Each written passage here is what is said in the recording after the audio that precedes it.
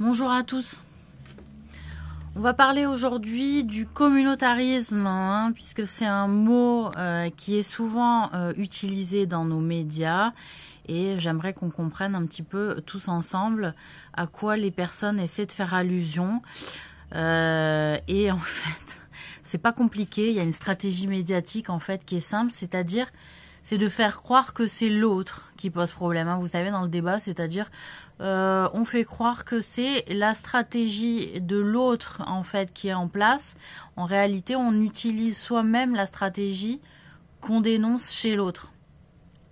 Donc dans les médias, dans différents partis politiques et dénoncer le communautarisme, en réalité, ces mêmes personnes font partie de communautés qui utilisent ce terme pour en exprimer le méfait, mais en réalité l'utilisent eux-mêmes et font partie eux-mêmes de communautés.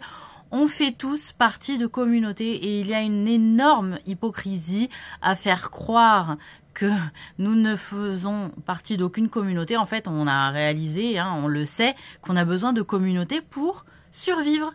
On appartient à la communauté gitane, on appartient à la communauté maçonne, on appartient à la communauté politique, on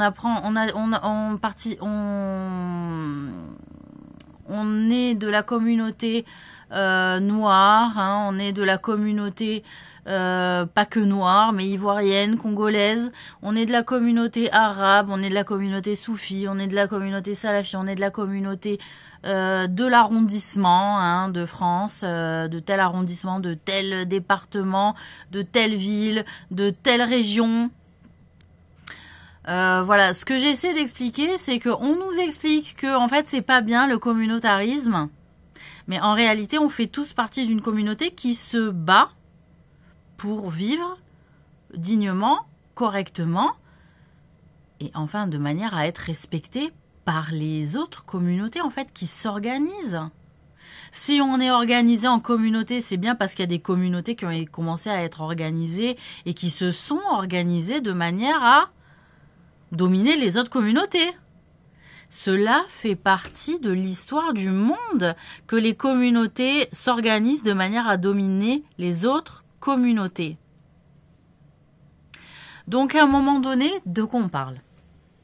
Eh ben, on est en train de voir en fait la stratégie médiatique d'un enfant, d'accord? C'est-à-dire que on utilise une stratégie de l'enfant de dire c'est l'autre qui fait ce méfait, ce n'est pas moi, alors qu'on cache sciemment la communauté auquel on appartient en dénonçant celle de l'autre. On fait croire qu'on ne fait pas partie d'une communauté parce qu'on fait partie d'un mouvement politique, soi-disant, ou d'un média. On se lave de tout soupçon en dénonçant le communautarisme. On dénonce le communautarisme pour pas qu'on dise que tu fasses partie d'une communauté qui spolie les autres communautés, qui a tendance à manipuler les autres communautés de manière à rester dominante, à rester la communauté dominante. Donc ça, c'est un fait sociologique basique.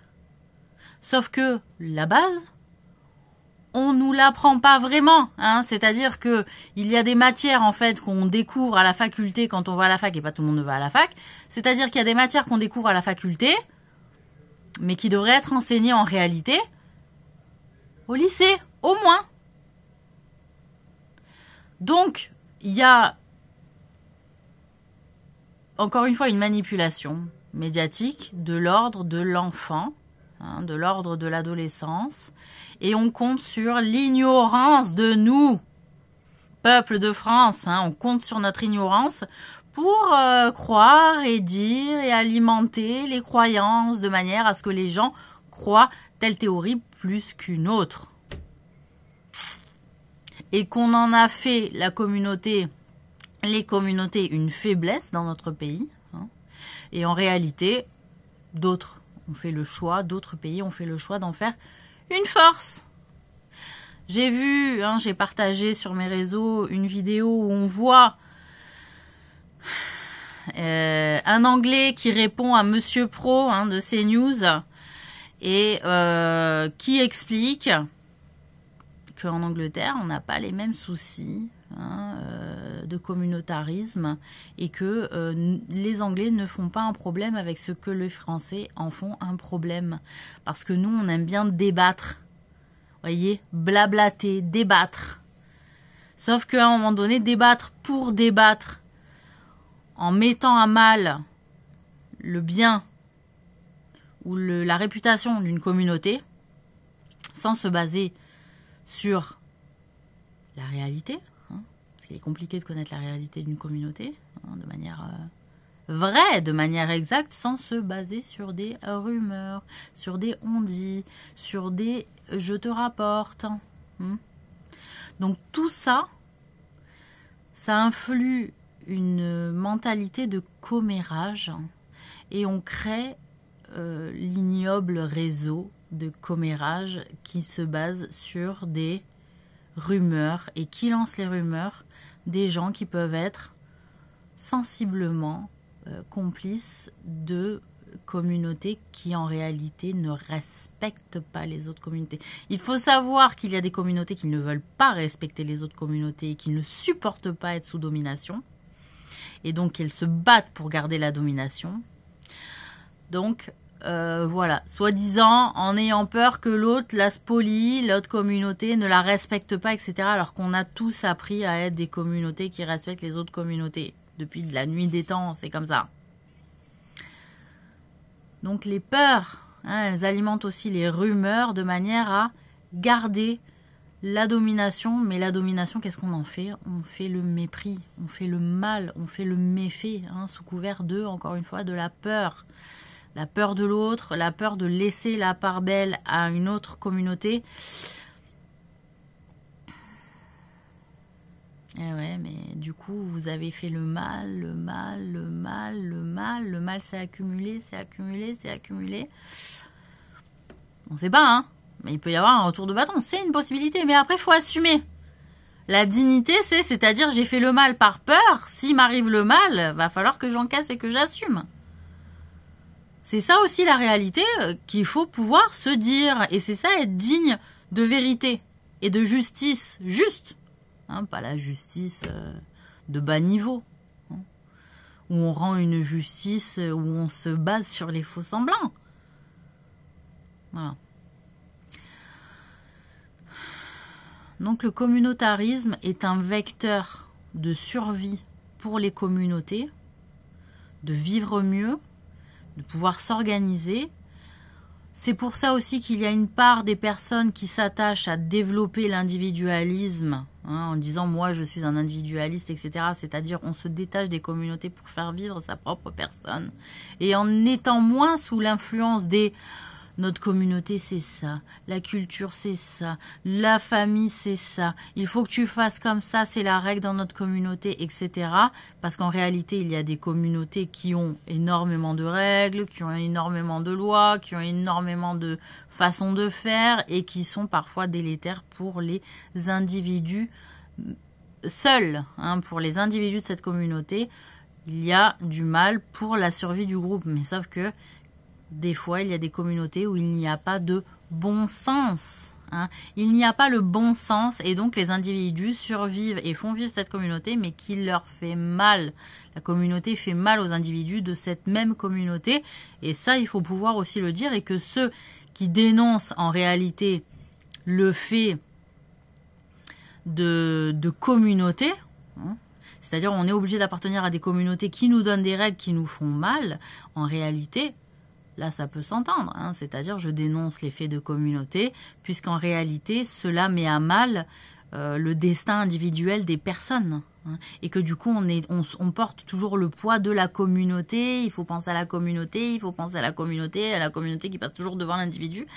C'est dommage, parce que les individus ont besoin aussi de se former, de se développer et de s'autonomiser, de s'indépendantiser de la communauté pour faire vivre leur destin propre. Je rappelle que on sera jugé au jour du jugement de manière seule, individuelle, et bien sûr il nous sera demandé à quelle communauté on a appartenu, hein, puisque le monde est fait comme ça en l'état, donc évidemment que Dieu va acter la manière dont les choses ont été faites sur cette planète, comment on s'est organisé, il va le respecter. Donc on s'est organisé de manière communautaire, par communauté, pour ne pas être seul. Et effectivement, il va demander est-ce que tu as donc servi les intérêts de ta communauté, est-ce que la communauté a servi aussi tes intérêts en tant qu'individu. Et c'est ça, en réalité, la bonne intelligence. Est-ce que la communauté me sert en tant qu'individu aussi propre, et en bon échange, je sers aussi la communauté en étant reconnaissant de la protection qu'elle m'offre, de la solidarité qu'elle m'offre quand ça va pas aussi, etc. Hein. Parce que aussi l'individualité, l'individualisme, c'est une capacité, ça veut dire je compte que sur moi-même et je peux me sortir que par moi-même. Oui, mais quand tu vas trouver les autres, tu fais partie de la communauté humaine aussi et tu vas avoir besoin de cette solidarité-là. Donc, voilà. La communauté de croyants, la communauté d'athées, la communauté communiste, la communauté capitaliste, la communauté post-libérale, bon. La communauté, tiens, de trading, la communauté de je sais pas quoi, de je sais pas quoi, de je sais pas quoi. Voilà. Hein, quand on s'intéresse à quelque chose, d'un coup, on s'ouvre à d'autres personnes, à d'autres groupes, d'autres horizons. Mais il faut aussi respecter les manières de faire de ces groupes, pour que l'horizon de ce groupe s'ouvre aussi à nous. Hein, voilà. Donc je voulais réagir comme ça, parce qu'en fait, il y a des gens qui dénoncent le communautarisme pour fait de division de notre pays, c'est-à-dire, ouais, ils sont communautaires, donc ils divisent le pays, donc on peut rien faire avec eux. Mais j'ai envie de dire, il y a déjà des communautés qui sont en domination et qui créer la division au sein même de ces communautés aussi par stratégie médiatique, par stratégie politique, par stratégie aussi associative, hein, sociale, il faut le dire, que les associations des fois c'est un bon cheval de Troie dans les quartiers, dans les villes, dans les pays pour infiltrer des politiques, hein, une politique, des groupes politiques, des sectes politiques, ce que vous voulez. Hein, donc je dénonce aussi le fait associatif, parce qu'à un moment donné, il se cache beaucoup de choses derrière les associations. Hein, voilà, malheureusement, c'est très compliqué de pouvoir faire confiance, et sans qu'il y ait de cheval de Troie aussi, mais par nos propres instances. C'est pas forcément parce qu'ils sont français qu'on peut avoir confiance. C'est pas, voilà, c'est pas parce que ça vient de l'étranger qu'on peut pas avoir confiance non plus. C'est pas vrai. L'histoire nous a pas prouvé cette leçon-là. Elle nous a prouvé l'inverse, que toute bonne chose pouvait venir de partout du monde, donc de l'étranger comme de chez nous. Et c'est d'autres repères en fait qu'il faut avoir. C'est pas parce que ça vient de l'étranger que tout est mauvais, et c'est pas parce que c'est français que tout est bon. Non, il faut comprendre que on voit de tout. Hein, on voit de tout, et le mal peut venir de chez nous comme de l'extérieur.